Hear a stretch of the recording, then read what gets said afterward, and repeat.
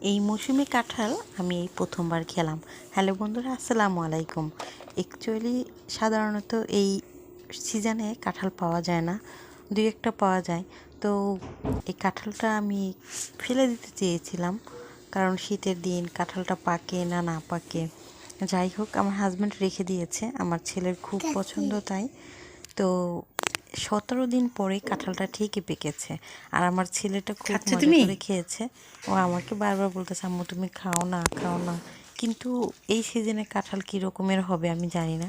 তারপর ট্রাই করলাম, দেখলাম মাশাআল্লাহ খুব ভালো মিষ্টি, এবং কালারটা দেখুন কতটা সুন্দর। আর এই সিজনে কাঁঠাল নাকি অসুখ আর কি, যাদের হচ্ছে ঠান্ডা বা শ্বাসকষ্টের সমস্যা, সে সমস্যা নাকি দূর হয়। এটা আমি জানি না, এটা আমার হাজবেন্ড বলছে যে এই সিজনে তুমি আগে যদি খেয়ে কাঁঠাল নাও, খায় পরে আমি যদি থাকে। হ্যাঁ, তুমি খাও, তুমি পরে খাবা, আর ওইটা এখন খাও। হ্যাঁ।